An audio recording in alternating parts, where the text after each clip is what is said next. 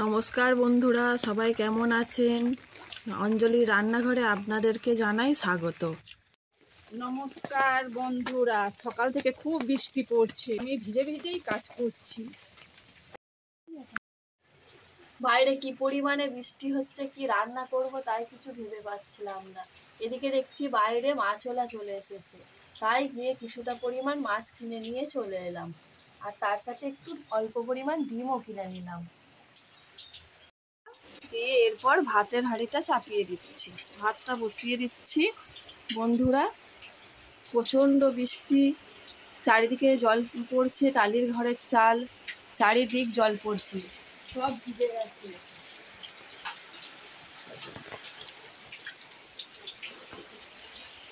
সব চারিদিক ভিজে গেছে, স্যাঁত স্যাঁত করছে, কিভাবে রান্না করব তাই খুঁজে পাচ্ছি না।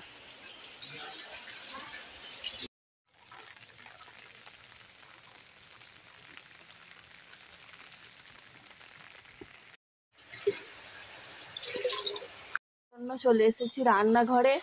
এই দেখুন বন্ধুরা, এটা হচ্ছে আমাদের চাল রাখার জায়গা। এটা অনেক দিনের পুরনো, আমার ঠাকুমার এটাকে জ্বালা বলা হয়।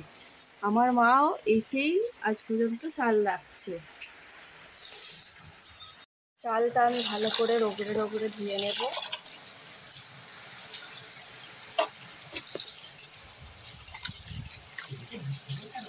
চালটা দিয়ে দেব।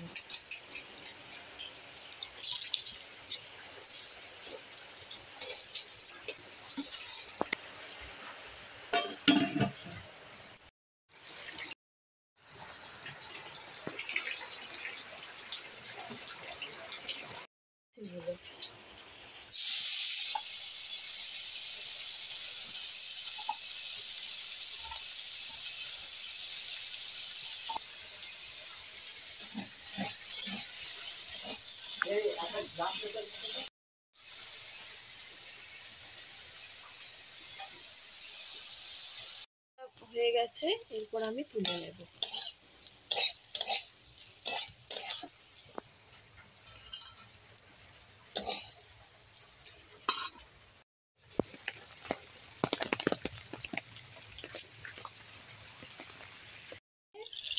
একটা স্বাস্থ্যকর ঝোল বানিয়ে নেব। প্রথমে তেল দিলাম, এরপর দিয়ে দেবো 5 ফোড়ন,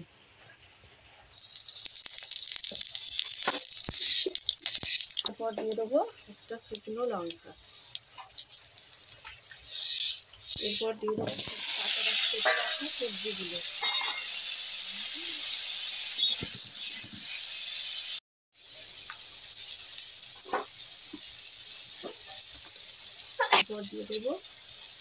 তারপর দিয়ে দিলাম নুন।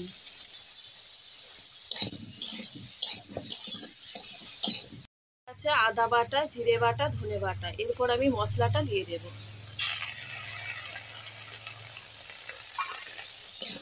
সামান্য পরিমাণ কষিয়ে নেব,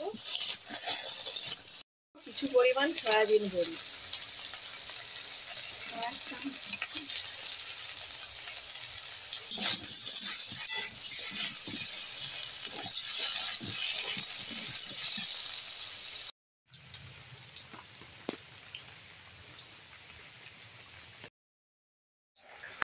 এর মধ্যে আমি দিয়ে দিলাম কুলেখাড়া শাক।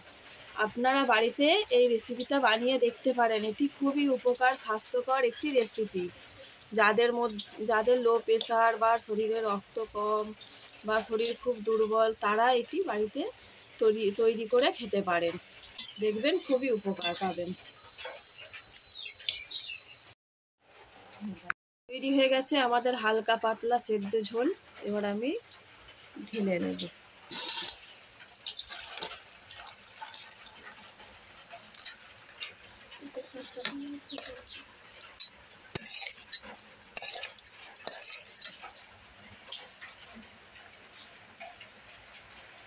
তার জন্য আমি কড়াইয়ে তেল দিয়ে নিলাম, যাতে না ফোটে তার জন্য আমি সামান্য পরিমাণ তেলে নুন দিয়ে দিলাম। তেল গরম হয়ে গেছে, এরপর আমি একে একে মাছের পিসগুলো দিয়ে দেবো তেলে।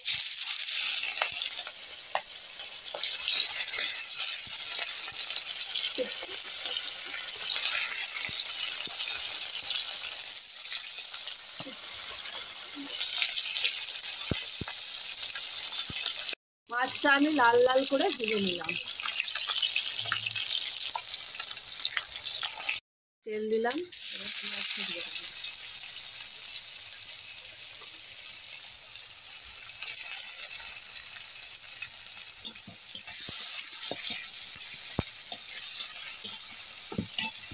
হয়ে গেলে আমি কাঁচা লঙ্কা দিয়ে দেবো।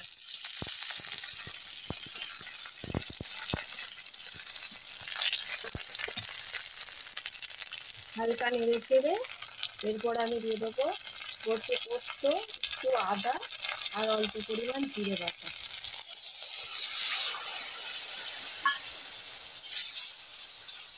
হলুদ গুঁড়ো,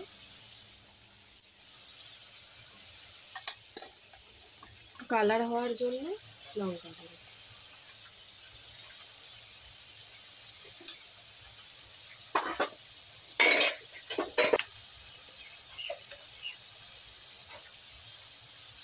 নুন, অল্পই নুন দিলাম কারণ মাছে নুন হলুদ মাখানো আছে।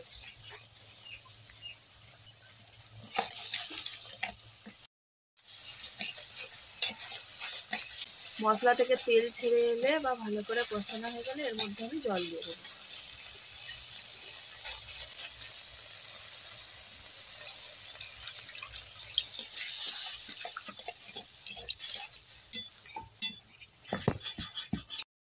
এরপর ঝোলটা ফুটে গেলে আমি মাছগুলো একে একে দিয়ে দেব।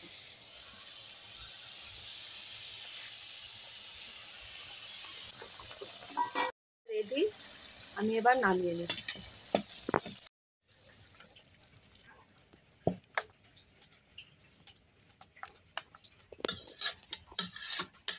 ডিমটা ভেজে নেব।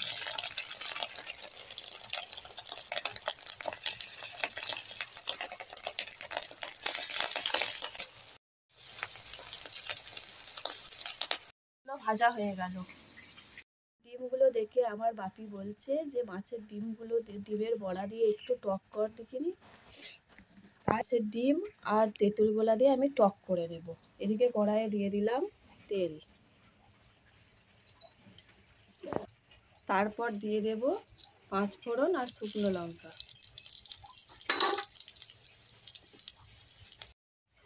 পাঁচ ফোড়ন আর শুকনো লঙ্কাটা হালকা করে ভেজে নিয়ে এর মধ্যে আমি দিয়ে দেবো তেঁতুল গোলাটা। আমি আগে থেকেই তেঁতুলটা গুলে রেডি করে রেখে দিয়েছি।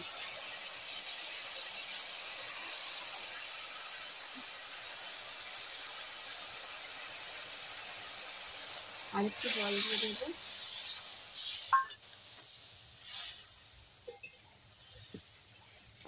এর মধ্যে দিয়ে দেবো হলুদ, আর দিয়ে দেবো নুন, আর দিয়ে দেবো নুন।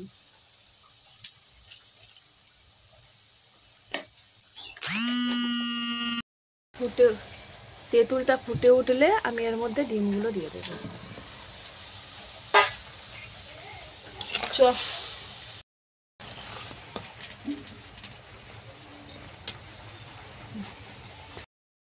একটু মিষ্টি দিয়ে নামিয়ে নিলাম।